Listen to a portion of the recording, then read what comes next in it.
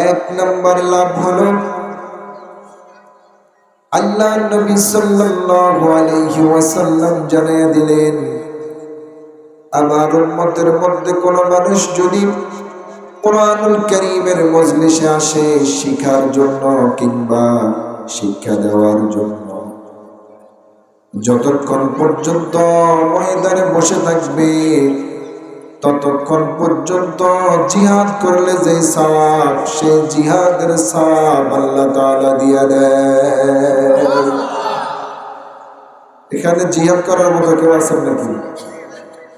অধিকাংশ বৃদ্ধ, ঠিক না?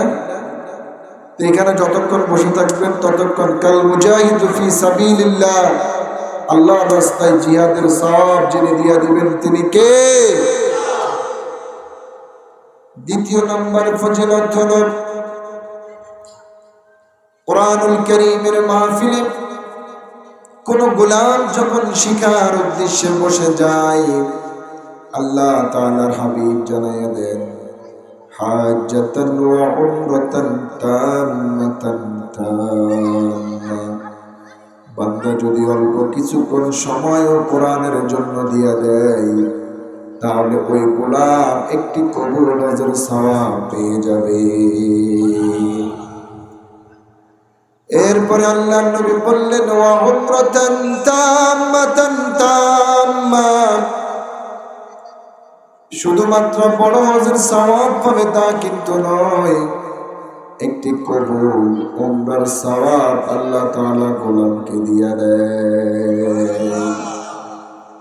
তৃতীয় নম্বর ফজিলত হলো কোন গোলাম যদি কুরআনুল কারীমের মাহফিলে বসে, যতক্ষণ পর্যন্ত গোলাম কোরআনের মাহফিলে বসে থাকবে, প্রত্যেকটা নিঃশ্বাসের জন্য 10টা করে নেক আল্লাহ তাআলা দান করে দেয়। আপনি যতবার নিঃশ্বাস ফেলবেন প্রত্যেকটা নিঃশ্বাসের জন্য কয়টা নেক? আর যারা বাজারে এখন হাঁটাহাঁটি করতেছে, চায়ের দোকানে বসে আছে, তাদের কয়টা নেক? তারা এখনো তাদের নফসের সাথে জিহাদ করে বিজয়ী হতে পারে নাই। যারা ময়দানে এসে বসে গেছেন তারা তাদের নফসের সাথে জিহাদ করে আল্লাহ তাআলাকে রাজি খুশি করার চেষ্টায় আছেন, ঠিক কিনা বলেন? চতুর্থ নম্বর ফজিলত হলো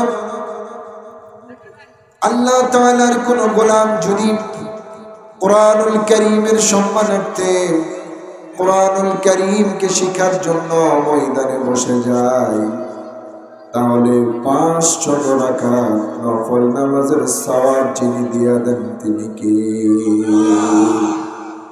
500 রাকাত পড়তে পারবেন কেউ এমন আছেন? আলহামদুলিল্লাহ, আলহামদুলিল্লাহ। এজন্য যারা চান এই সওয়াবগুলো আমরা বাড়িতে নিয়ে যাব, এদিক সেদিক ঘোরাফেরা না করে মসজিদে চলে আসি ইনশাআল্লাহ। আমরা সব অবস্থাতে আল্লাহ তাআলা শুকরিয়া আদায় করব, কি বলেন? আলহামদুলিল্লাহ। যে শীত, এই শীতের মধ্যে অনেকে তো ঘর থেকে বেরোচ্ছে না, এরপরেও আপনারা আসছেন, এটা আল্লাহ তাআলার একান্ত করুণা। এই জন্য আমরা বলি আবার আলহামদুলিল্লাহ। আলহামদুলিল্লাহ বললে লাভ আছে না নাই? আল্লাহ নবী বললেন, আলহামদুলিল্লাহি তামলাউল মিজান। বান্দা যখন আল্লাহ তাআলার কৃতজ্ঞতা আদায় করার জন্য, শুকরিয়া আদায় করার জন্য আলহামদুলিল্লাহ পড়ে, এই আলহামদুলিল্লাহ কিয়ামতের দিন বান্দার মিজানের পাল্লাকে ভারী করে দেয়।